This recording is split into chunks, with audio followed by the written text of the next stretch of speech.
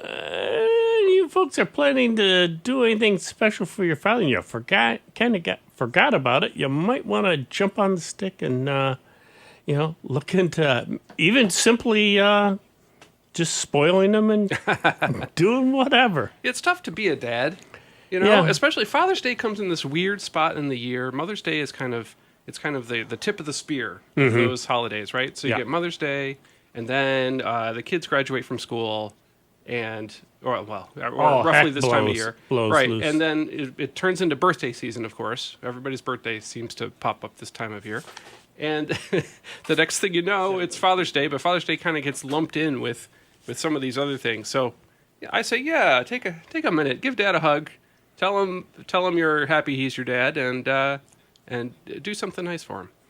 Yeah, because usually, you count on him for doing so many things and that, and just as you do your mom. Of course. I mean, it kind of goes both ways for both. I won't say discriminate and say one job is more important than the other. They both are equally as hard working, doing their tasks to keep the house running, keeping the family to go together. So they both deserve equal time. And you've got triplets, so the kids outnumbered the parents. How'd you handle that? Well, there was a day that we went to the hospital as a family of 3, and then came home as a family of 6. Whoa. Yes, that was the day that I went and visited one of our many local automotive dealerships and said, "Minivan, please." Yeah. Well, that's why I still wonder how my grandmother and grandfather did it. I mean, 19 kids. Oof. Yeah. And no reality show? No. They didn't live long enough to even see that, They passed away, my grandfather in the 60s, and my grandmother lasted a lot longer. God love her soul. I forget the years because with so many, family members and everything else, there's only a few of them left. No doubt. Yeah, less than a handful, so, yeah. But, it's still family, and give your dad a call. Don't forget, Or if you know your dad's a listener to the show, call into us, and you can wish him Happy Father's Day from here. Yeah, can do that, too. So what do we got kicking in the news there, Steve? Well, I'm going to turn that over to Dennis while I get the streams up and running. Well, this just in, we're working on the streams. Yeah. Steve Ray at the local radio station continues to work you on the streams. Authorities are telling us that he will have the streams up soon. We can confirm that he is actively working on this and that he will continue until he is successful.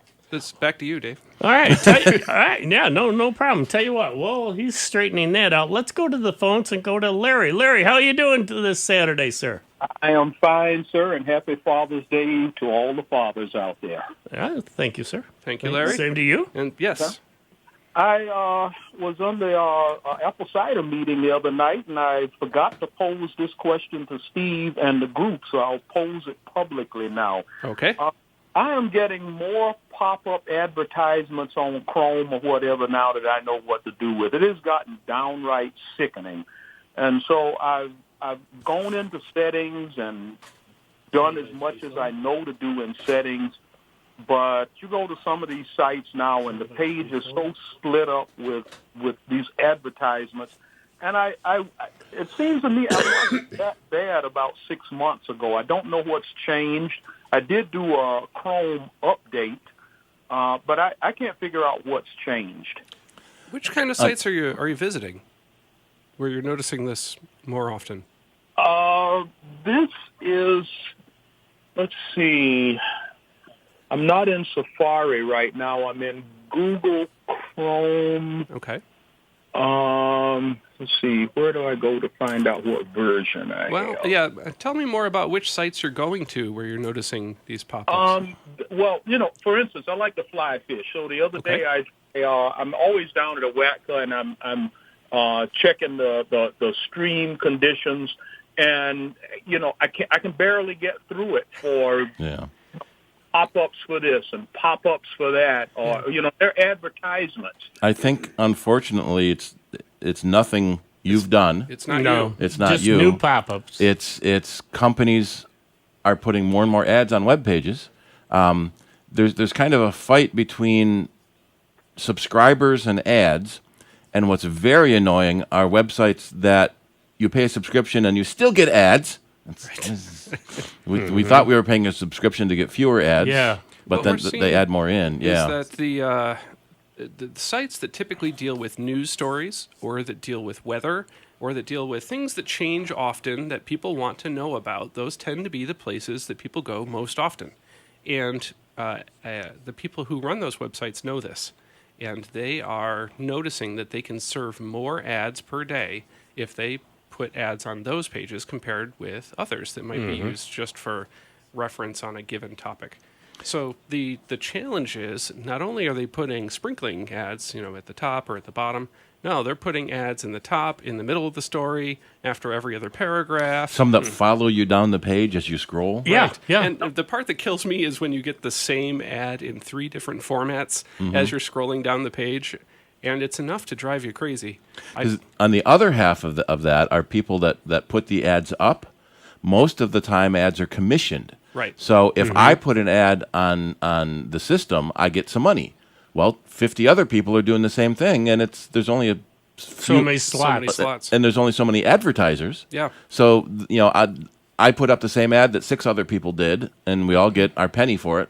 Yeah. But it's the same. The person reading that website sees that same ad 6 times. So, Larry, the thing is, it's not that you're doing anything wrong. It's that the world is crazy, not you. Yeah. It's being inundated by. So what we can recommend is in Safari there is a something called a reader mode. So if you were going to a particular web page and wanted to read an article, for instance, the reader mode takes the page and puts it into plain text and makes it easy to read. It also tends to strip out the advertisements to make it easier to read. Now, will that work for you and your stream reports? You'll have to give it a test and let us know.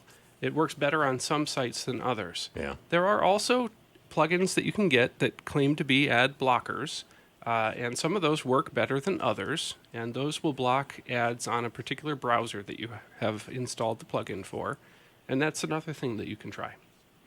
And there's a setting in Safari Preferences, I'm trying to add it to the list at the moment, where you can turn reader mode on.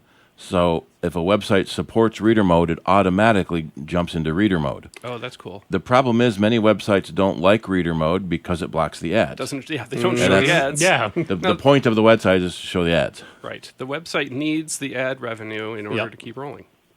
And you can get ad blockers. I use one called Ghostery, but we've also talked about uBlock Origin. Yeah.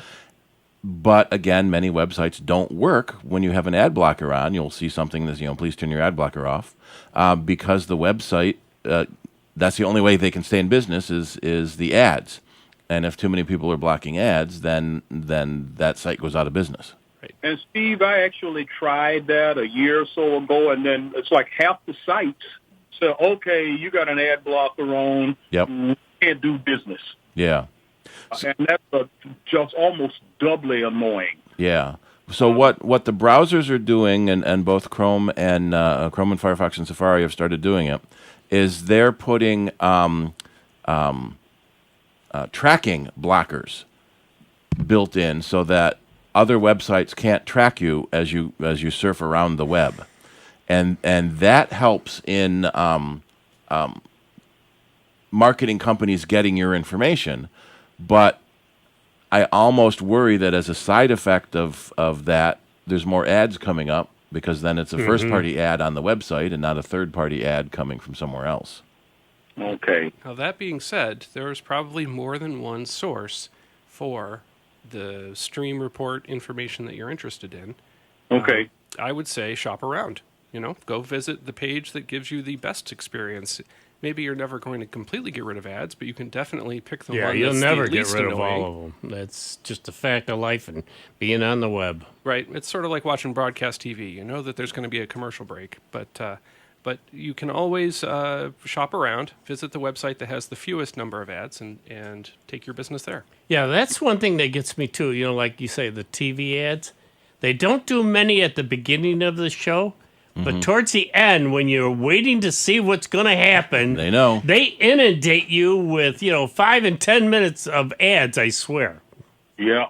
just to keep you. So this thing seems to be ubiquitous now. It doesn't matter where I go. You got it. Yep. I turned on my on Facebook, and I only really use it to keep up with my high school graduation class.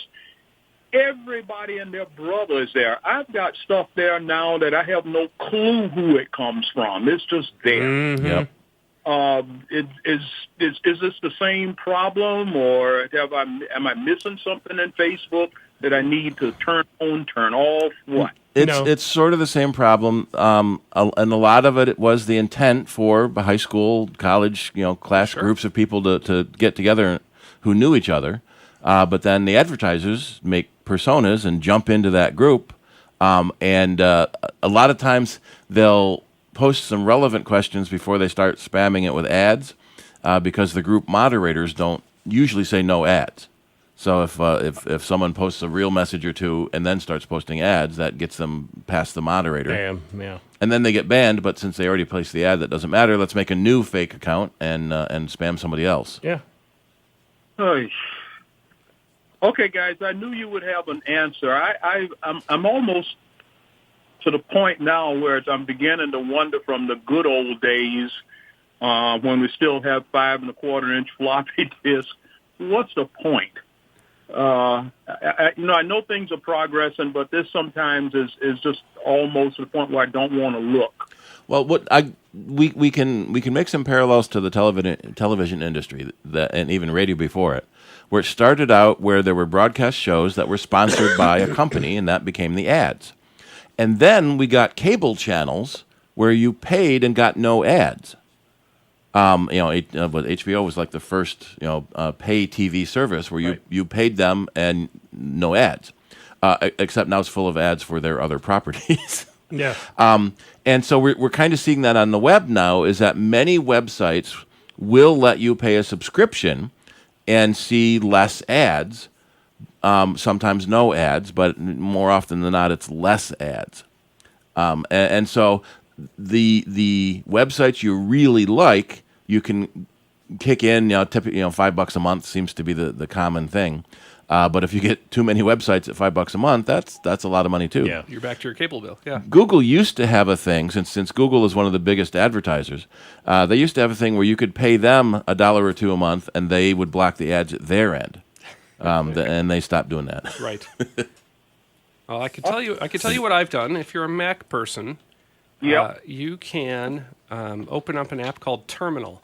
And Terminal is a throwback to the old days where you'd have to type in commands and see the result on the screen, and nothing was a graphic, and everything was just straight text.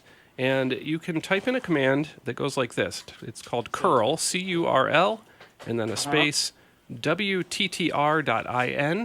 Right. And if you type that in, curl space WTTR.in, it will gift you a nice graphic layout of all of the local weather. No ads, straight info, loads immediately, and it's up to date. Huh. Okay.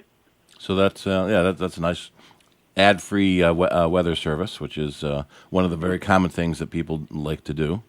Yeah.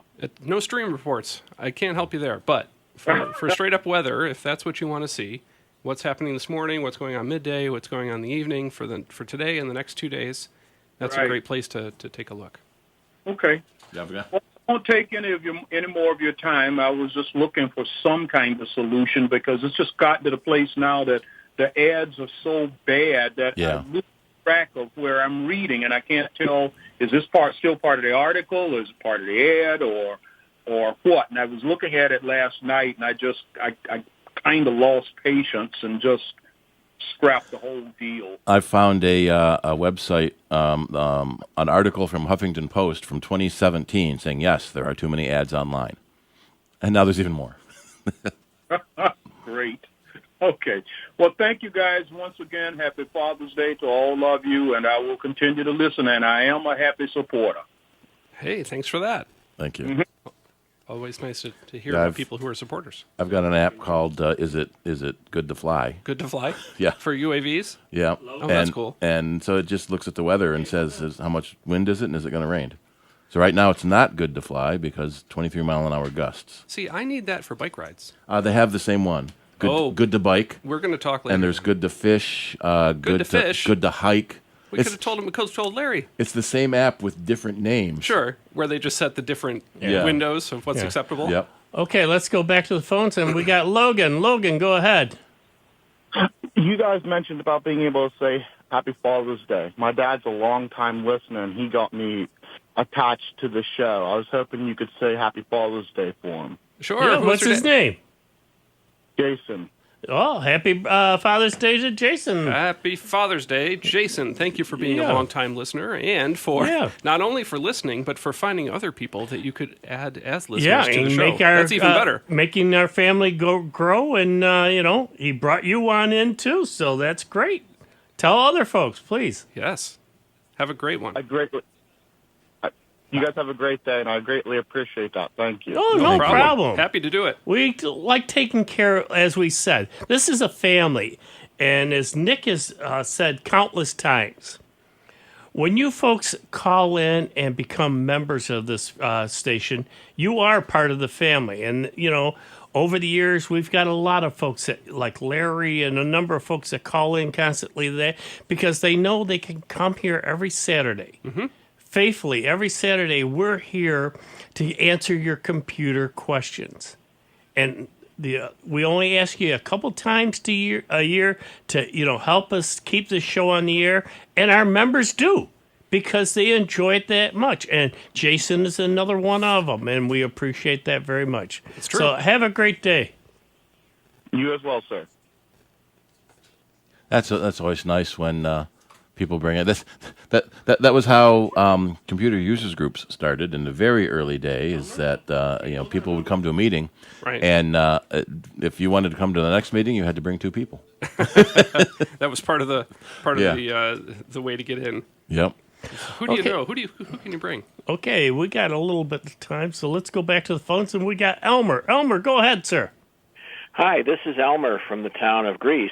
Happy Father's Day to all the dads out there, and even if you're not a biological father, if you're acting as a dad, happy Father's Day. Yeah. No, thank you. Absolutely. That's what it really... No, you're very right, Elmer. Sometimes it's some of these stepdads and that don't feel like they're really appreciated for all the work that they do, too. But, family time... It's what you do for the family. Yeah. You don't have to be biologically. It's what you actually do to support and keep your family together and going. Yep, it's the Those actions. are things that make the ties and the moments that, the kids down the road will remember forever. Yeah. That's just the way it is. I see it a lot in the work that I do every day in foster care driving. For sure. So, so thank you very much. Well, I have a question about Print Shop for Windows. Okay, go ahead. It's been a while, but okay. Yeah, I currently have Print Shop 4.0 for Windows, which is still being sold at Amazon, although they are now up to a 6.4. Mm-hmm. When Microsoft did some patching for their XPS files in the print spooler, they broke a lot of versions of Print Shop, where if you go to print, it resets your printer, and that's all that happens. Now, I've been working with their tech support. Notice past tense there. Yeah. And they showed me an item on answers.microsoft.com where you basically add a registry value to the XPS allowed types. It's called Disable DEC 2022 Patch. I don't mind doing that, but I would prefer an official fix coming from the software publisher because they tend to work a little better than a registry patch.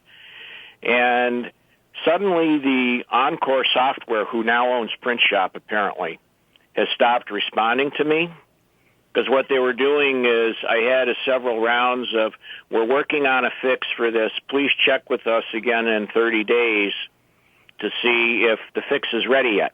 And, of course, once the fix is ready, I'd be happy to buy the current version of Print Shop because we've used this thing since Print Shop for DOS way back. Yeah. And It's it does very... a lot of neat stuff that we like, that we want to do once in a while. Good. It's very unlikely they're going to release a patch for an old version. Yeah. Well, yeah, that's perfectly good. I don't mind upgrading to the newer versions. I've done it for several Windows programs, actually. Looks like the current version is 23 and now compatible with Windows 10.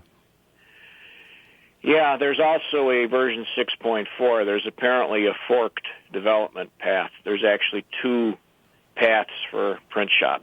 I see. Yeah, I'm finding the registry item here where they essentially go into the .NET framework and then they say to disable the December 2022 patch as part of this. Yeah, I don't mind doing that because I don't run files that get sent to me over the internet. Sure. Yeah, if you're just making your own stuff, that could work. I mean, I'm just wondering if you know anything about Encore Software specifically, if they're still a viable company or if they're just kind of a holding company that buys old software that the original publisher doesn't want anymore. I don't know for sure. Neither one of those would surprise me. Yeah. They could be very interested in that, and they could be also interested in scooping up older vintage softwares and understanding what the rights are there. And it looks like Encore is the publisher, but Broderbund is the author. Okay. And they're both selling version 23 as the current version. I guess that makes sense in a way. Because the Mac version of Print Shop is from Software Mac Kiev. Yeah. Or Kiev now, I guess. Kiev, yeah. right. Yeah. Well, the other possibility, I suppose, they also happen to own Printmaster. And this says Windows 11, too. Okay. Yeah, I mean, I don't know if Printmaster would have this same issue in it or not. Well, it might be worth a shot. Yeah. Maybe they've got a demo version? Yeah, if there's a free trial. Yeah, okay.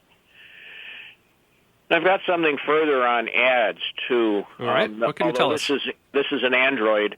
Tell you what, we're going to have to tell you to hold on for a moment because we got to take a quick break, but we will be back in a moment, so just hold tight on the lines and we'll come back to you folks in just a few moments.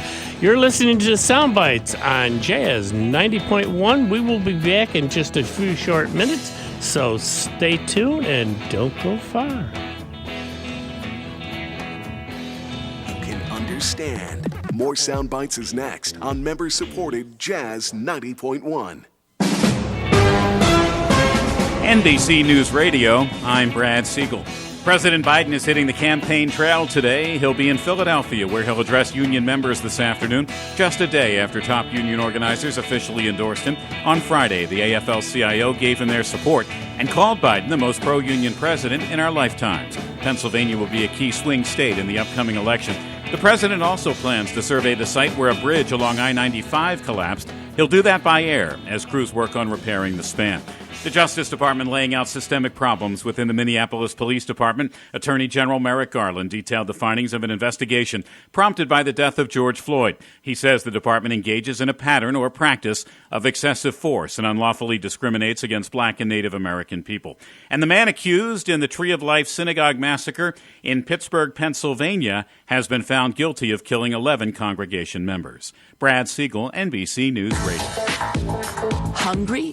Pass the crickets, please. This is Sandra Singlo with the Lowdown on Science and with the newest buzz on healthy eating. Edible bugs may not be on the menu for most Westerners, but they are used as a food source in many other parts of the world. Scientists have long known that bugs are a good, inexpensive source of protein. But protein is not the only thing we get from meat. We also need iron. Can these crunchy critters provide this essential nutrient? Researchers from King's College London and Ningbo University of China weighed in. They compared commonly eaten insects like crickets and grasshoppers to a juicy sirloin steak. The researchers measured the amount of iron in each food source. They calculated how much could be absorbed by the human digestive system. Who won the food competition? Crickets! They provide more iron than both the other insects and the steak. Turns out bugs are even healthier than we thought. Well, Jiminy Cricket. Tonight on the menu, Bug Bites. Maybe the local flea market delivers.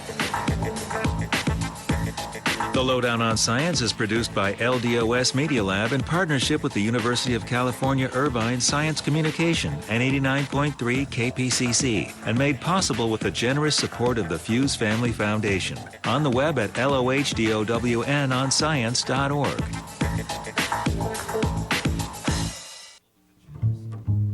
Now you can explore Rochester and surrounding areas with a member card as your guide. When you make a gift of $90.10 or more, we'll send you a Jazz 90.1 member card. Then enjoy savings at hundreds of restaurants and attractions near you. So what are you waiting for? Call and become the newest member of Jazz 90.1 today. 966-5299 or online at jazz901.org. Jazz 90.1 is supported in part by our members and by the Chautauqua Institution, presenting An Evening with Snarky Puppy, Tuesday, June 27th at 8:15 p.m. For more information, you may call 716-357-6250 or visit chq.org. As a truck driver, I've learned how important road safety is. I know that large trucks need more time and room to stop. That's why I always hang back and follow other vehicles at a safe distance. Everyone can help keep our roads safe. Next time you're driving, try to remember to always give trucks extra space when you merge in front of them. Let's all plan to share the road safely. Learn how at www.sharetheroadsafely.gov. Did you know that when you make time to talk, read, or sing with your child, you're helping to shape and strengthen their brains for the years to come?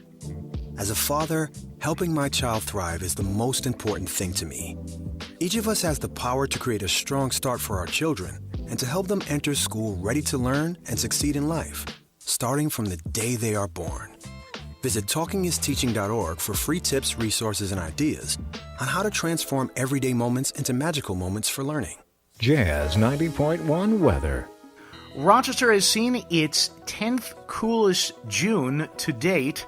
As we now work our way through this Saturday, we can plan on an ample amount of sunshine and a little bit of a warm-up from the temperatures that were so low yesterday. Highs will be back into the mid-70s with a northwesterly breeze. We'll look for patchy clouds and starlight for the night tonight, the overnight low temperature in the mid-50s, and it's mostly sunny for the day on Sunday as well, with high temperatures again back into the middle 70s. I'm meteorologist Josh Nichols for Jazz 90.1. And currently right now we've got clear skies, 74 degrees out at the airport and 79 here at member-supported Jazz 90.1. Hi, this is Rick Petrie. Please join me tonight for North Star Sounds from 9 to midnight on member-supported Jazz 90.1. And welcome back to this edition of Sound Bytes. I'm Dave Enright.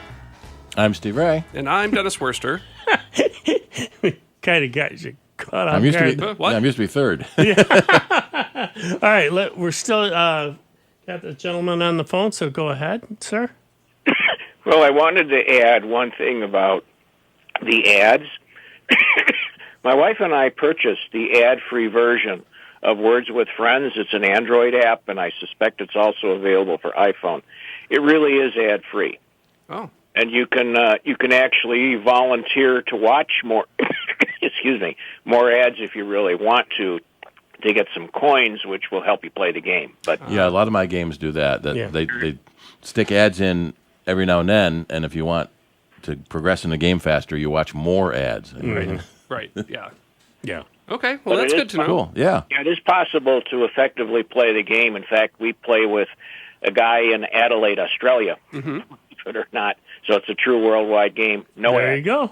And that's probably the fastest way to do it because they'll take a turn, and then 12 hours later you take a turn, and then 12 hours later they take a turn.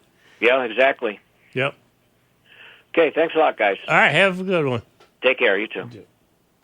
One thing she mentioned about that WTTR, it's text-based with ASCII graphics. It is. It's beautiful. They have a web version. I'm trying to figure out a way to post it to the link list. Oh, yeah. I imagine WTTR stands for something. Weather, today, No, I think time it's just right? weather with no with no vowels. no vowels, and it just happens to be for, I don't know.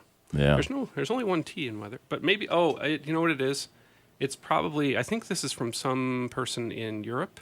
And whether in German anyway is das Wetter, which is WETTER. So if you take all the E's out, you get WTTR. Yeah, that could be. So that seems like the most likely.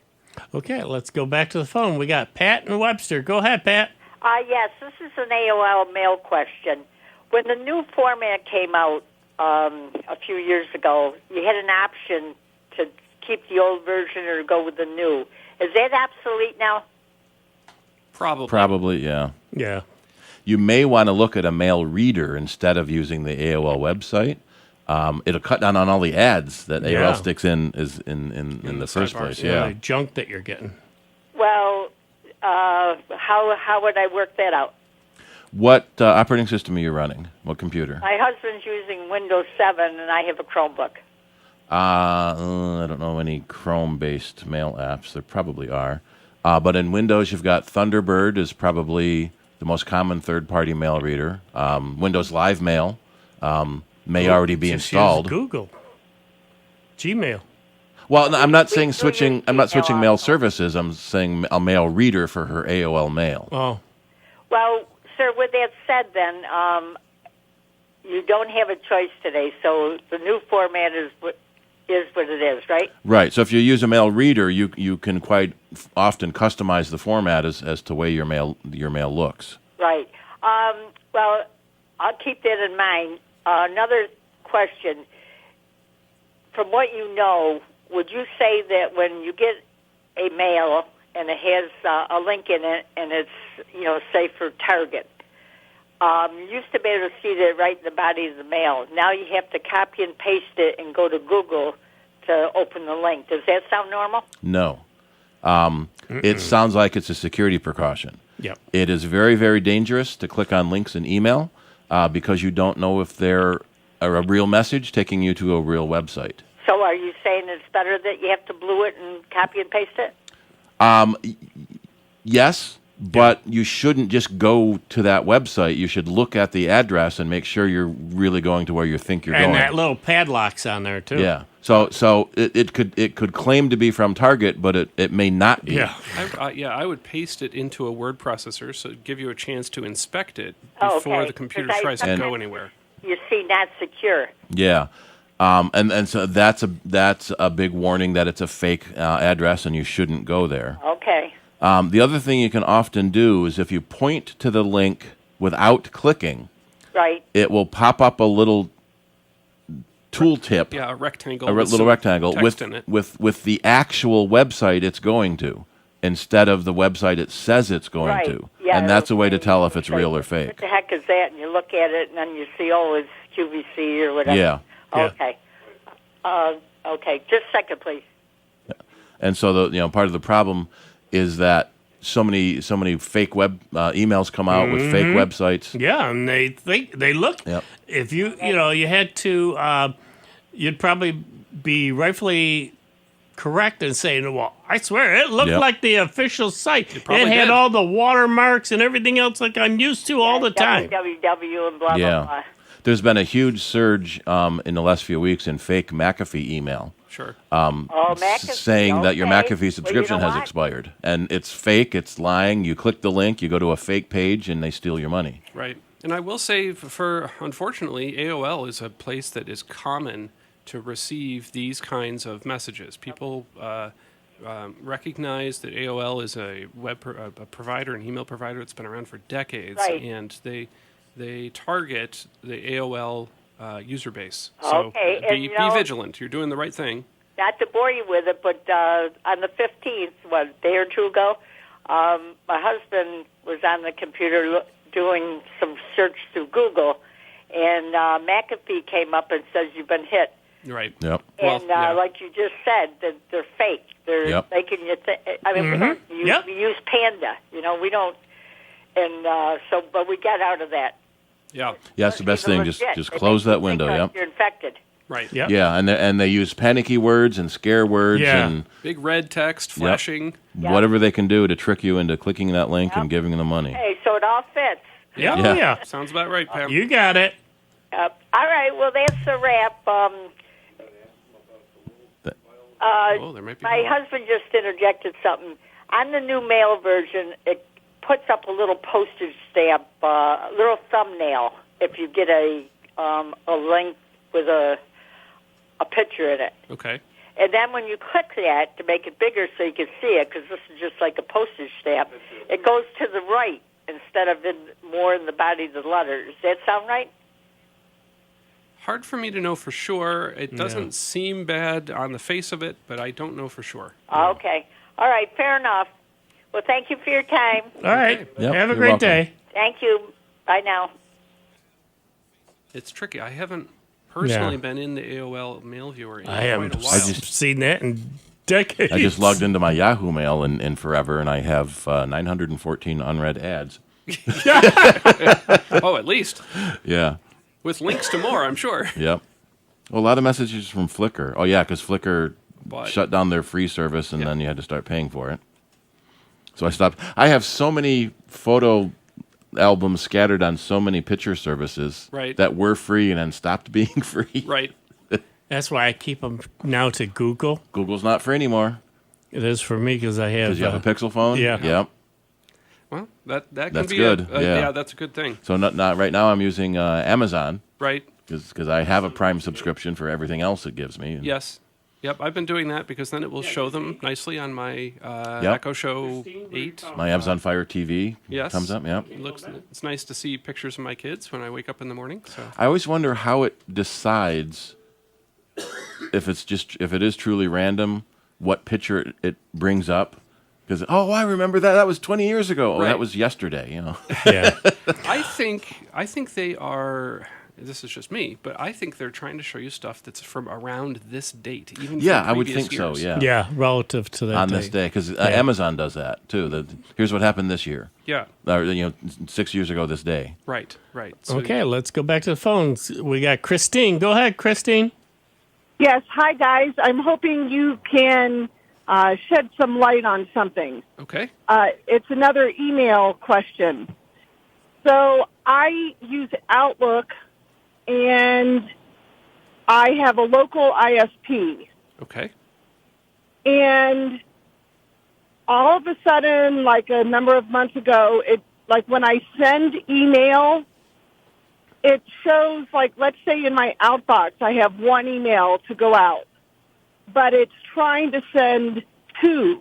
It's always like one more than I have in my outbox. And then it times me out. Like, it seems to me like there's something somewhere that's like clogging up my email, and maybe I'm not saying that very well, but Right. I can't find it. I've talked to the ISP with no luck. Right. That can be tricky. I will say I've seen things like this. The one time that I did see something like this, it was from a client who was trying to send a message, and they were trying to attach some photos to it. And the photos they were attaching were too big. They were too big. Well, each individual one was fine, but they were trying to send like 6 at once in one message. And what happens is your computer starts a conversation with the mail server, and it says, "Hi, I've got a message I want to send out." And the mail server says, "Sounds great. Who do you want to send it to?" And, "I want to send it to this person and maybe these other people." "Okay, sounds good. What's the subject line?" "Okay, here's the subject." And it hands it over, and then it says, "Okay, so what's the body of the message?" And it says, "Well, the body of the message says, 'Hi, so-and-so, here are pictures from the blah, blah, blah.'" And then it starts going zzz, and all of that noise is all of the binary code it takes to represent those pictures. And it keeps going and keeps going, and the server says, and keeps listening until a little timer goes bing, and that timer is how big is the message allowed to be at the server. And at that point, it simply hangs up. It says, "I'm done talking." And what happens next is, a few moments later, your computer says, "Hi, mail server, I've got a message I want to send." "Okay, well, I want to send it to these people." And it tries over and over and over again. And it doesn't necessarily kick back an error message to you. But in the meantime, what happens is none of the messages you want to send subsequently ever go through. Have you ever tried opening the message in the outbox to see what the other message is? Is it a previous message that you actually sent, or is it a duplicate of the message you're sending now? In the outbox, it's always showing me just the one that I want to send. It's not showing me anything else. Now, what I mean, a mystery. Yeah. Now, is this including a picture in it, or is it a big text, or? No, the one, like, it happens with all of the emails that I'm trying to send out of this one, out of my email. So eventually they will send, but it might be a couple hours. It might be, like. No, are you trying to send it to a lot of people, or is it just one or two? No, just a regular, it's just regular email, like to one person sending a message. Yeah. There is an option to turn on logging in Outlook, so you see the log file of what Outlook is talking to the mail server. Yep, that conversation. You kind of get a transcript of what's going on. It may be possible, looking at that log file, to tell what's going wrong and then fix it. For instance, if you were able to see line items that said, "Oh, this message that seems to be that second one, that hidden one." Yeah. If you could tell, for instance, what the recipients are or what the subject line is, that might help. Now, the question is going to become, gentlemen, let's say she says, "I need to get rid of this." It turns out, this is nothing, but it is blocking all my other messages. How do I get rid of this? What I have found when that happens is you log into the ISP's webmail. So it's not actually trying to download anything to your computer, but you're looking at it on the web. And then you can delete that stuck message from the webmail. Okay. Okay. That could be good. We see that a lot with receiving, too. Even more so in the olden days of dial-up when connections were slow. Yes, right. You've got 20 messages coming in, and it says 1, 2, 3, 4, 5, 6. Tick, Nothing. tick, tick, tick, tick. tick, tick. 7, 8, 9, 10. Because 6 was a picture. Right. And so Gotcha. it looked like it stalled, but it was... It didn't. Right. It just took a longer time to process. Now, if you try all of this and it still doesn't work, I'd recommend making contact with that local ISP and ask for their support department and explain the situation. They may have the ability to see things on their side with more detail. See what the hang-up is. And they might be able to see what the conversation looks like on their side and offer some more details that can help you. You could even try a different mail reader like Thunderbird temporarily and see if the same thing happens. That will let you know if it's at your end or their end. Right. I would say if the ISP recommends switching over to a different mail program just to see if things change, then that's a great time to do Try that. switching over to just quick open up a Google account and send. That won't help with her current email address. She needs because it's stuck. Yeah, right. If you're using a different mail reader, she's using Outlook.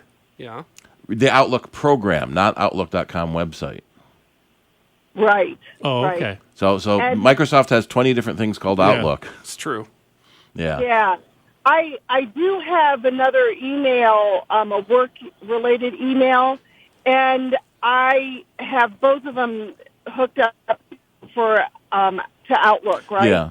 So I can take that message that I want to send out of my personal email that won't send because something's holding it up, and I can just change, who's sending it to make it from my business one, and it'll go right away. Sure. Yeah. I mean, So as that long as that's fine with your business. Yeah. Well, and that does sound like it's then something at your ISP if the messages have trouble only when they're trying to use that ISP. Yeah. What I might suggest is checking to make sure the sending mail server is right. Do you mind saying who the ISP is?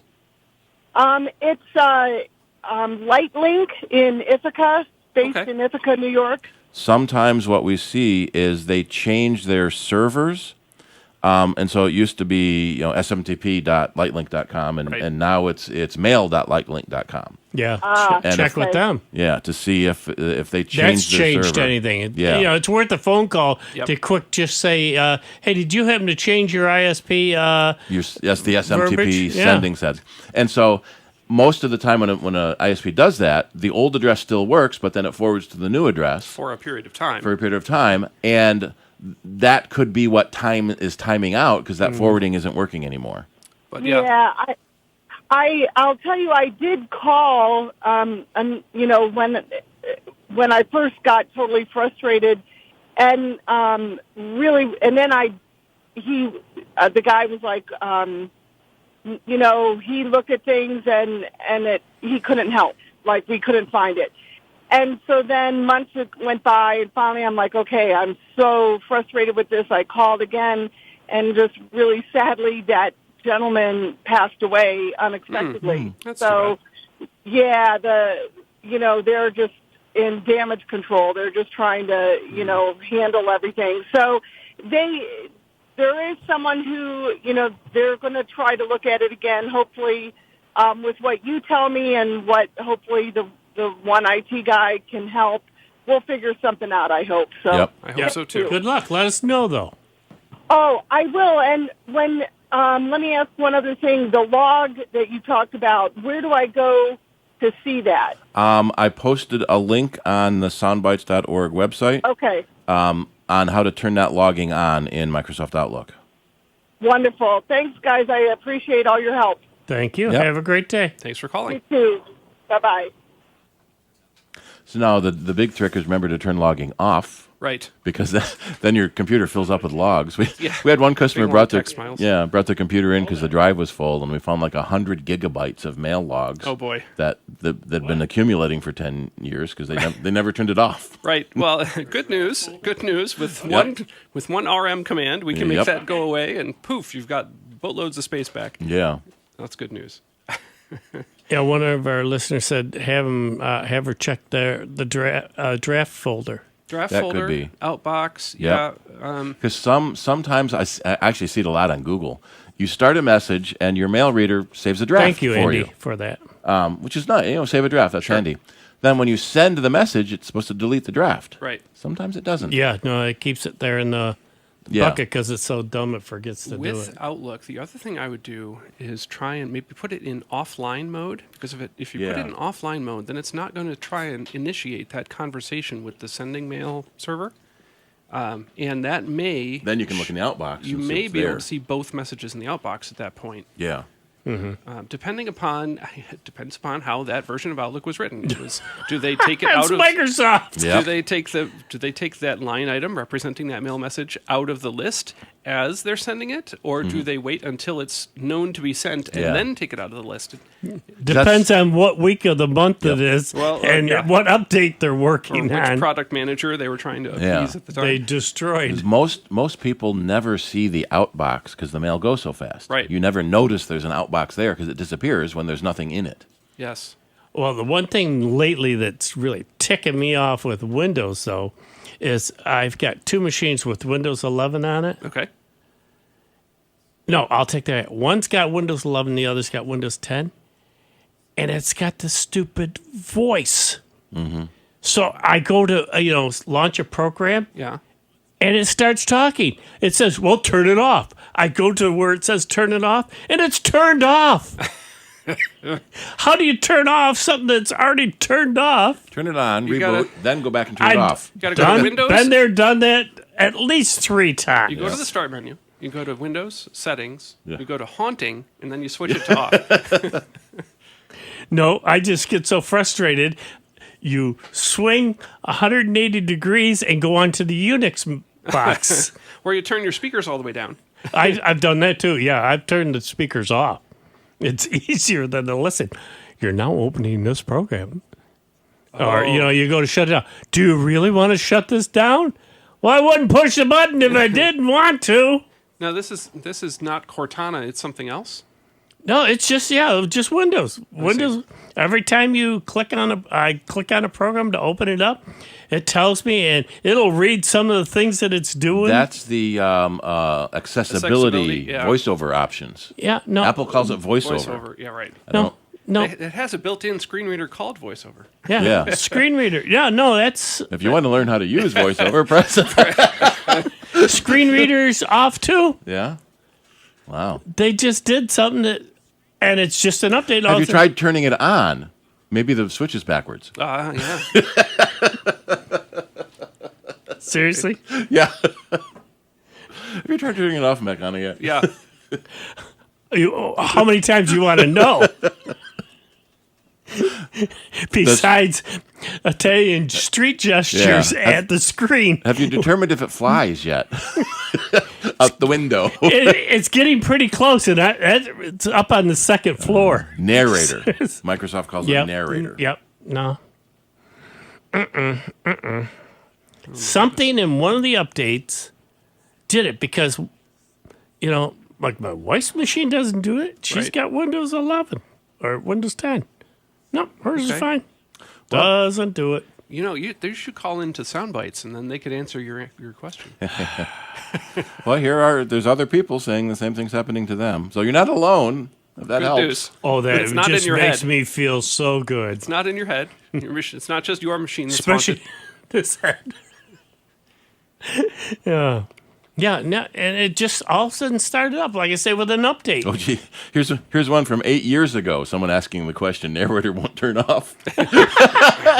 It's back. Yeah, narrator on Windows 7 won't turn off. Yeah, they've done it again. They've hit some type of switch in it it'll sit there and, like you say, I just wind up turning down the speakers because that's the easiest, and it's like... It's all fine. Yeah, till you want to hit YouTube or something else. Reminds me of a call I got years ago with a customer. He said there were black lines on his screen. Okay. So I said, well, try a different monitor. Nope, same black lines. All right, must be a video card. So it was a 2-hour drive. I took a new video card out to them. Yeah. When I got there, it's not little black lines. It's rectangles around words. Oh, boy. I said, well, is the screen reading to you? Well, yeah. Just turn the volume off. You've got VoiceOver turned on. It's the screen. You don't need a new video card. You need to turn VoiceOver off. Good news. Good news. You don't need to buy this really. It was a Super Mac. Remember? Oh yeah. 20-inch color monitor. It was like $5,000 for the monitor and $1,000 for the video card to drive it. It Weighed 90 pounds. Yeah. So all right. You had to put on your weight belt just to move it. From we still work with him. I always, every time he comes in, I tell him that's my favorite story. It's a good one. Yeah. All right. Believe it or not, folks, you have made it through the first hour of Soundbites. But as Nick would say, don't hesitate. We will be back right after a few of these messages. So this is your chance to, if you got to grab something to drink, take a bio break, or make a quick run out to the kitchen and grab something, snack or something to eat, by all means do. But we will be back very shortly with more entertainment and hopefully some stories to share. And we invite you folks, hey, some of the lines are still open, so by all means, give us a call at 585-966-5299. Toll free 1-800-790-0415, because we will be back with more Soundbites in just a short. Online 24 hours a day, 7 days a week at soundbites.org. More with Nick Francesco, Dave Enright, and Steve Ray next on member-supported Jazz 90.1. WGMC Greece Rochester, a public service of the Greece Central School District and official media partner of this year's CGI Rochester International Jazz Festival, Jazz 90.1. On Facebook at Jazz 901 FM. NBC News Radio, I'm Lisa Taylor. Part of the United States will see Canadian wildfire smoke make a comeback this weekend. New York is predicted to have some haze, and some of the upper Midwest is already experiencing a drop in air quality. While New York won't see orange smog again, there may be a smoky smell. President Biden's in Philadelphia to survey the site where a bridge along Interstate 95 collapsed. Biden will fly over the area as crews work on repairing the bridge. Biden will also provide an update on the administration's efforts to aid the reconstruction work. The bridge collapsed earlier this week after a tanker truck crashed underneath it and caught fire. At least 17 people are reported injured after a Baltimore city bus crashed into a building this morning. There's no word at this time about how severe the injuries are. The FDA is recommending vaccine makers make a single-strain COVID booster shot that targets a specific Omicron spinoff. According to CNN, they say continuing to include the 2019 version in vaccines would result in lower efficacy against new strains. Lisa Taylor, NBC News Radio. The Jazz 90.1 Jazz Rochester Club calendar is brought to you in part by our members and by the CGI Rochester International Jazz Festival. Jazz 90.1 is supported in part by our members and by the Chautauqua Institution, presenting An Evening with Snarky Puppy, Tuesday, June 27th at 8:15 p.m. For more information, you may call 716-357-6250 or visit chq.org. Here's another I Love New York travel tip. Summer's almost here, and the time is right for dancing and enjoying music across New York State. In Saratoga Springs, the 46th annual Freihofer Saratoga Jazz Festival, June 24th and 25th, features 21 electrifying artists, including Bonnie Raitt, Pat Metheny's Side Eye, St. Paul and the Broken Bones, and Hiromi's Sonic Wonder. Head out to Syracuse June 21st to the 25th for great music from Herbie Hancock, Gladys Knight, Spyro Gyra, and many more great artists at the Syracuse Jazz Festival. And from June 23rd to July 1st, enjoy performances from emerging artists to iconic music legends at the 20th anniversary of the CGI Rochester International Jazz Festival. For more information on summer music festivals, visit the I Love New York website at iloveny.com. Music to your ears, New York State. Come be a part of it. Are you thinking of adding a pet to your family? Greece Residents Assisting Stray Pets, or GRASP, is committed to reducing the number of homeless pets by placing dogs and cats into compatible, loving, permanent homes. For more information on how you can give a homeless pet a second chance through adoption, visit graspinc.org. GRASP, striving for the day when every dog and cat will live in a loving, safe, and healthy home. I see you finally got a new helmet. I did. Bought it cheap online. Follow me. We'll turn off here. I'm right behind you. Watch the cars. They can be crazy. Teddy! No! Are you okay? Somebody do something! Was this young man hit by a car? Yes, and his helmet is smashed. It's a brand new helmet. It's probably a fake. Fakes cause real harm. You're smart. Buy smart. Brought to you by the National Crime Prevention Council and the U.S. Patent and Trademark Office. I'm not a numbers person. I couldn't do math the old way. Now there's a new way? Have you ever thought like this when it comes to your kid in math? You're not alone. With kids more than half a grade level behind in math because of COVID, now is a time parents need to jump in and be part of the equation. And you don't need to be a math whiz to help. Visit bepartoftheequation.org to check whether your kid is on track with math. Find tips, videos, and more at bepartoftheequation.org today. Welcome back to America's longest-running computer show, Sound Bytes, on member-supported Jazz 90.1. Get online now. Call 966-JAZZ. That's 966-5299. Toll-free 800-790-0415. Or submit your question by email at soundbytes.org. Once again, here's Nick Francesco, Dave Enright, and Steve Ray on member-supported Jazz 90.1. And welcome back to this edition of Sound Bytes. I'm Dave Enright. I'm Steve Ray. And I'm Dennis Worster. And we just wanted to panic you, Dave. Yeah, Dave. What did you think? Would be the first time. Definitely won't be the last. You know that. How many decades ago we used to sit there and time it so we'd hear you pull into the old garage? Yep, Steve's here. News is over. Honk, honk. Yeah. Yep, he'd be on. But we've got on the phones Larry calling back. Go ahead, Larry. I just tried. I got back into Safari, Yes. and what I've discovered is that there are some pages that Safari will automatically put in reader mode or something like that, and then if you actually tap the little reader button, the whole thing shows up like a printout or something. Yeah. Didn't know that before, so I went back to my Oaxaca Creek stream report, and boy, is it ever more refreshing. Oh, good. Hey, that's great. So just wanted you to know. So I started tooling around to some other sites, and some sites don't see it, or Safari doesn't see it on some things, and some things it does, but it's a breath of fresh air. Yeah. Some sites don't like to support it because it hides all the ads. Yeah. Just wanted you to know that, so thank you for your support. Thank you for the information. How is the fishing today? Actually, I'll be going a little later in the evening. Normally, I'm out there when the sun comes up, but stuff to do today, but I'm not going to miss a good day of fishing. Little windy to fly today, but...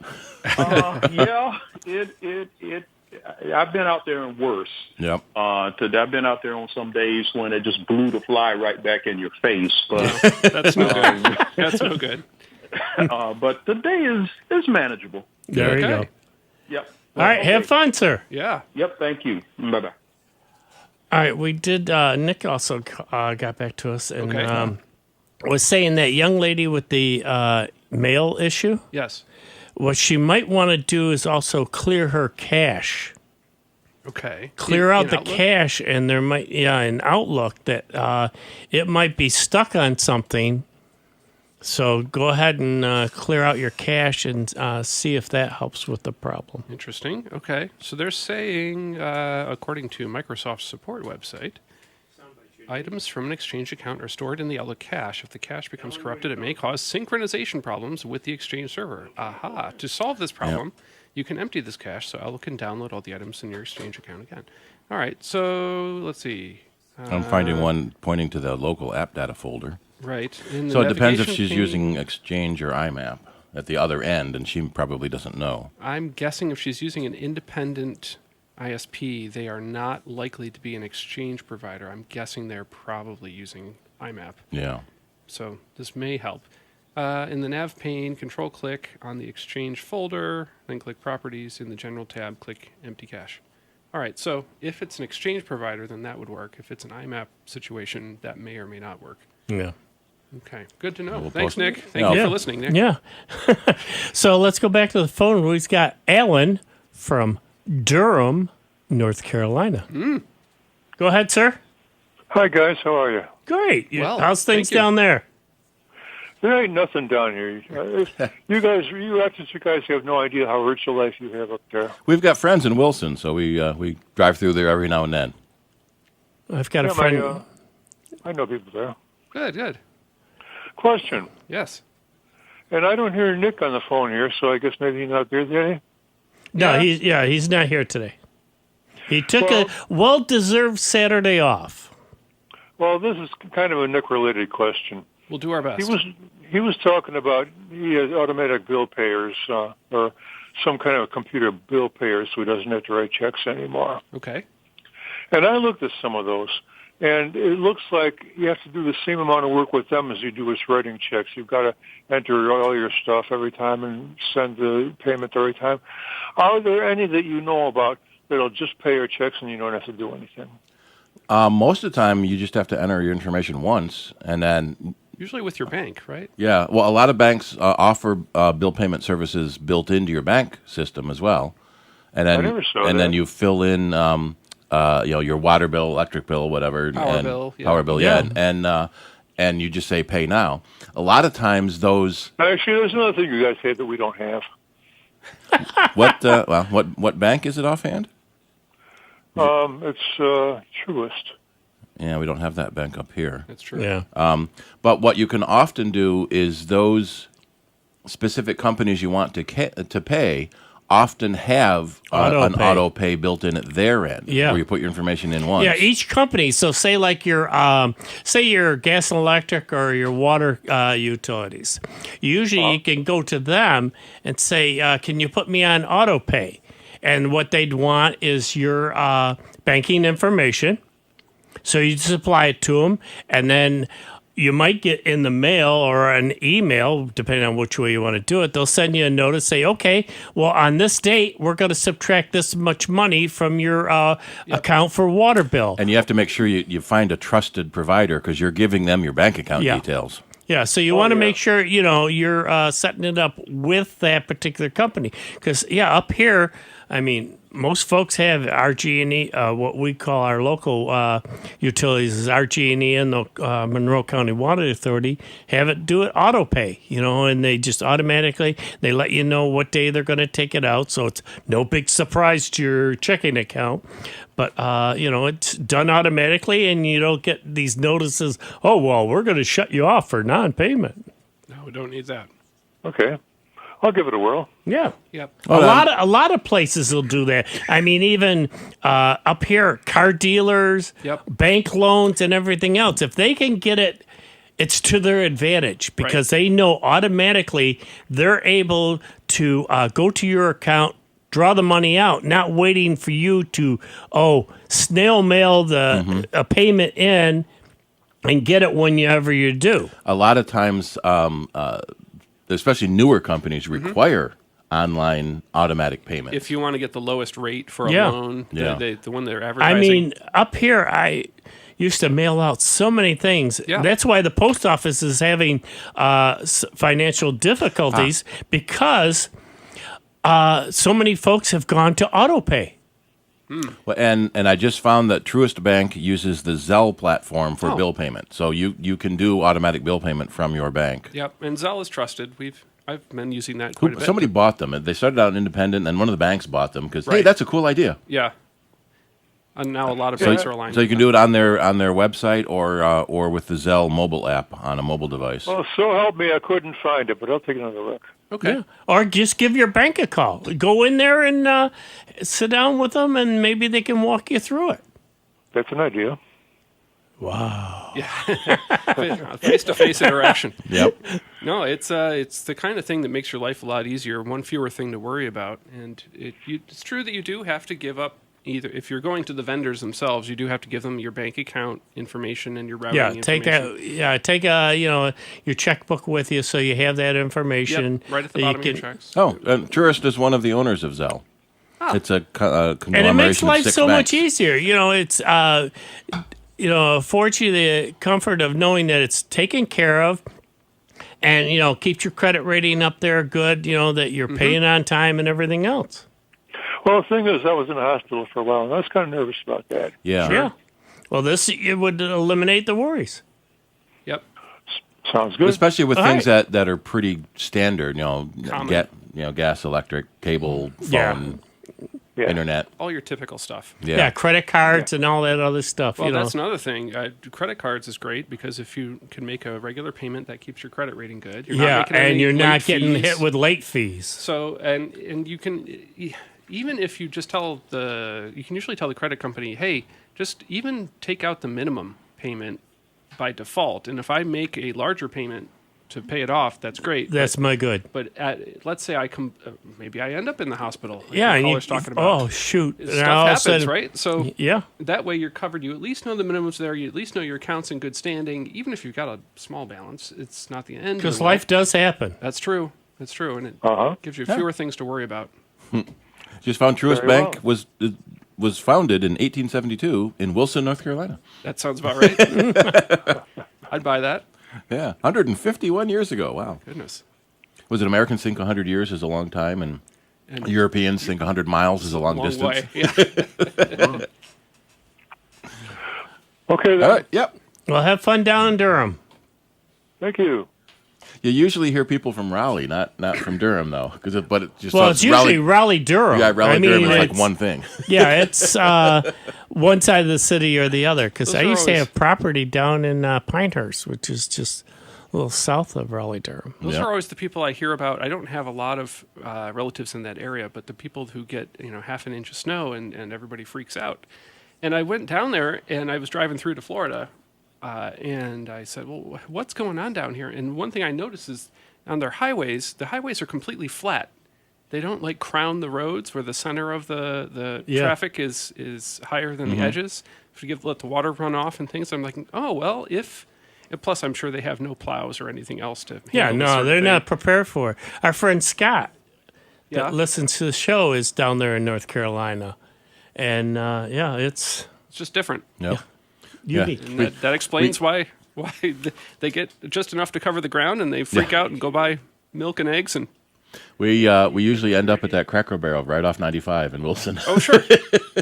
No, there's a Cracker Barrel at every nexus of every interstate. I worked with a company who makes greeting cards, and they had a contract to supply greeting cards to Cracker Barrel, and he had a map on his wall that showed where all the different Cracker Barrels were, and it was pretty much you take the interstate highway system, and any place that two of the interstates came together, there was a Cracker Barrel. Yeah. And it was by choice.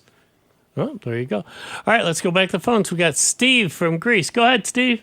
Good afternoon, gentlemen. Hello. Who walked in? Pardon me.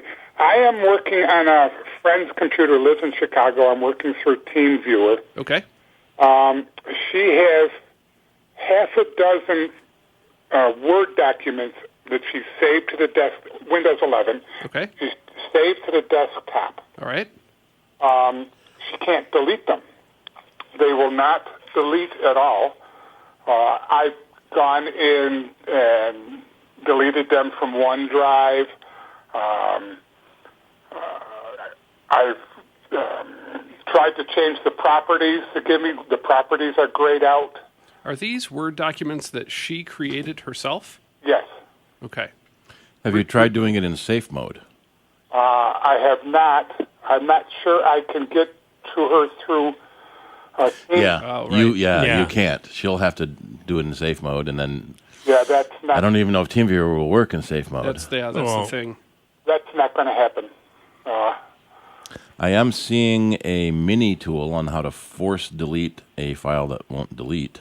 I saw that. I'm a little leery to do it, but I'm more than willing to if you guys think it's safe. Is there a way to do it through PowerShell? Probably. And this one gives a terminal command. Yeah, that would be the way I'd go. If it's not going through the graphical interface, then I would probably go into PowerShell and navigate to that particular desktop, to do a list, make sure that the things show up, and then I would try and remove each one individually. You may have to install PowerShell on her computer first. Oh, I'm sure I would. She won't do that. Yeah. Well, it might not require PowerShell. You might be able to get it done just with the command prompt. Perhaps. Yeah, the tip that I found was to quit Windows Explorer, force it to quit with Task Manager, open a terminal window, and use the RM Changing command. the attributes? Well, no, using the delete command at the terminal. Remove command. Yeah. At a minimum, that's probably going to give you a better error message to let you know what's going on. I do get an error message that says an unexpected error is keeping you from deleting this file. If you continue to receive this error, you can use the error code. And then some big octal. Yeah, 0x80007016 alpha, and that doesn't supply a lot of help at all. Because I can remember when we used to have to go into the terminal window or DOS prompt and go into that folder where the files were and do it manually. change the attributes. Because Because they are read only. I always get a kick out of that message about an unexpected error. Aren't all errors unexpected? But if you could copy them into a folder, on the drive, see if you can move it to a folder and then delete that go folder. into that folder. I get the same. If I try to move them, I get the same error. What's the directory structure command utility? Check disk. But that's again something she'll have to run herself. Yeah. Okay. Yeah. Well, you can start. Well, it won't let you put them at the root directory, copy them, or move them to. It won't let you do the move command? Nope. Well, I haven't typed in. I haven't gone to. I haven't gone that far into typing the commands, but it won't let me move. Won't let me change folders. When I look at the properties, all the data is there. Are they marked as locked? That sounds like a directory corruption then. Well, maybe. I would say if the attributes show that the files are locked or set to read only or... It just, if there's no permissions and I can't turn them on, it's all grayed out. Okay. You're not an administrator. Maybe log in as the administrator? But then again, how do I get her to log in as administrator? Because once on TeamViewer, I'm not gonna, can't drive out there and work on it. She's in Chicago. Well, she should be able to tell you on the phone if she logs in, if she's administrator. Yeah, if you go to the user's control panel and look at her account, it should tell you if she's a standard user or an administrative user. I can give that a try, but unfortunately she is very scared of computers. Right. I would say, for my money, the...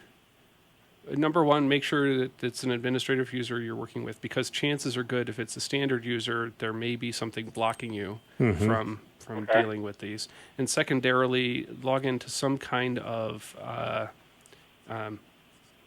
command prompt. Do the CD, the change directory command to get to her desktop folder, and then do a listing.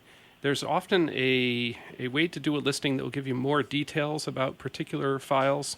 or try and run the RM command, which is the remove files command, and see if you get something more specific about the error message when you try and delete a particular file. Okay, sounds good. All things to try. Yep. Yeah, and I posted a link that has a dozen different ways to try to delete different files in different ways too. Right. So hit the soundbites.org webpage, and you can see our linked list there. Okay, thank you very much, gentlemen. I hope I'm not calling back next week. Well, I hope it's with us to tell us about your success. Okay, I can do that, hopefully. Very good. Thank you very much. You have a good day. Yep, you too. Yeah, it's always annoying when a file won't delete. Yeah. One of the things I've seen Word do is leave temporary files behind. Mm-hmm. So, but that usually happens in the directory you open your real file from. So if she opens a file from the desktop, it makes a temp file, which is supposed to be invisible, but maybe she's got invisibles turned on. And then when you close that file, it's supposed to delete the temp file, but sometimes it doesn't. Yeah. And then the system thinks that temp file is still open, so you can't delete it. Right. Usually rebooting fixes that. I remember seeing that 10 years ago now, Yeah. when Mac users would try and connect to a Windows server and save Windows Mac Word documents on a server, that it would create those files and wouldn't actively get rid of them the way it was supposed to. I say the few times I've had it happen is I've wound up, copying or moving them to the root directory, going to a DOS prompt. Right. And then from there, because, no matter what I was doing, wasn't getting rid of it. And at the DOS prompt, I could sit there and change the attributes because they were set to, like he said, all grayed out. And it was set to a read-only mode, so it wasn't going to let me delete it. So I could go ahead and change the attribute to read-write and then delete it. And the fact that he can't even change the attributes, this is probably what Dennis said. He's not an administrator, so it won't let him do that. Yeah, if he's not, I don't know what, when you go into, I would think. Well, it depends on how that program, the computer is set up. Yeah, because typically with Windows, you're not the administrator. You can elevate your privileges to administrator, but to do something like that, you'd actually have to log in as the administrator. Maybe that's what he needs to do. Right, but you can't do that. So if you have a TeamViewer session open and you log out, it'll probably cancel the session. Yeah. But what I'm thinking, is if he got her on the phone. So, and then do a video chat. So she can be pointing. He can see, so he could see her screen. Yeah. And out of band. Yeah. Yeah, and then create an account that is definitely, say, for Steve, as administrator, in administrator mode, so that it could be logged in as an administrator.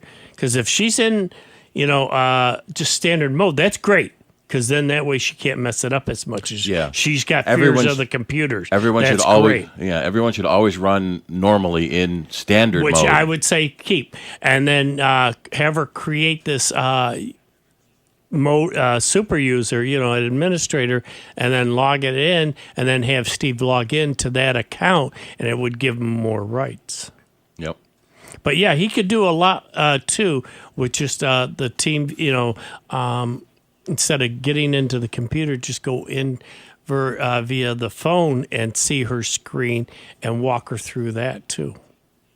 Yeah, then she'd have to set up some sort of video chatting app. I don't remember if Steve is Android or iPhone. He's Android. He's Android, yeah. So does Android have a video chat program? Google Meet can do video chatting on computer and Android. Skype could do it, but you have to have an account set up ahead of time. Pretty much everything got to have an account Windows set up ahead of nowadays, I think Skype's included with Windows 10 and 11. On new computers, I would Windows think, 10 and 11, since Microsoft bought Skype. Yeah, Skype has been in there for quite a while with Windows 10 and 11, I know. So that's one way Steve could do it is have her point her phone camera. So he can say, all right, click here. All right, move your mouse 3 inches down, 2 inches right, and click there. And Yep. And see, guide her through to see what it actually looks like while she's doing it, not while he's in there. Yeah. So hopefully, Steve, that helps you. It's tricky. It's hard, when you don't have it there in front of you. Yeah.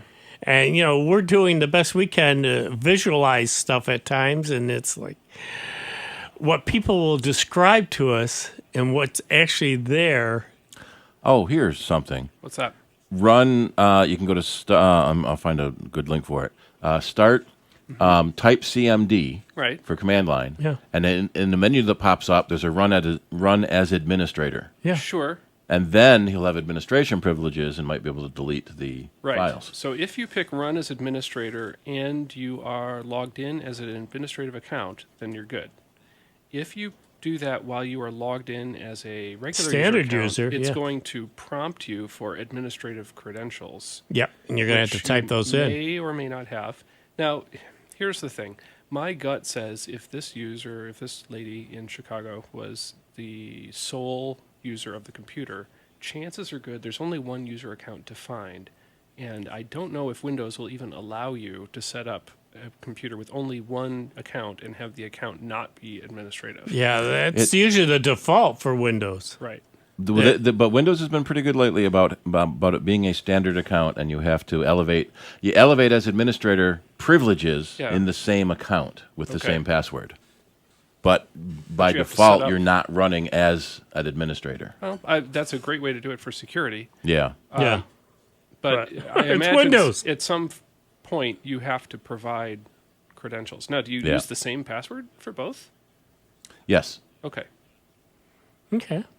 Well, then that could be a possibility. That run as administrator may work for him then.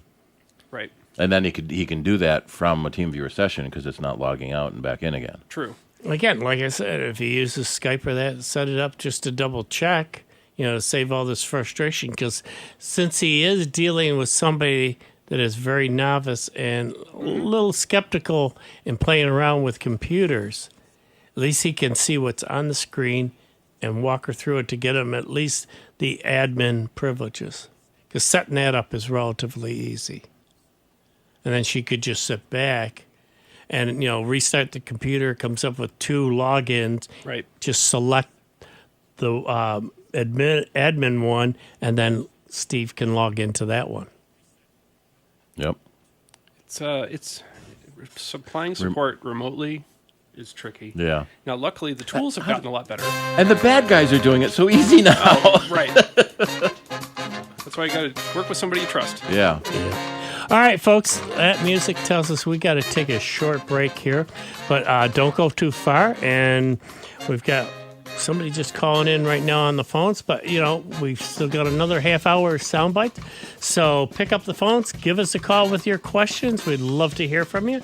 And we will be back very shortly with more conversations on the various topics that we're running into today on Soundbites Jazz 90.1.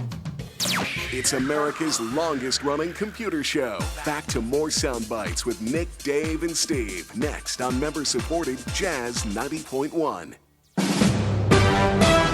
NBC News Radio, I'm Lisa Taylor. Part of the United States will see Canadian wildfire smoke make a comeback this weekend. New York is predicted to have some haze, and some of the upper Midwest is already experiencing a drop in air quality. While New York won't see orange smog again, there may be a smoky smell. President Biden's in Philadelphia to survey the site where a bridge along Interstate 95 collapsed.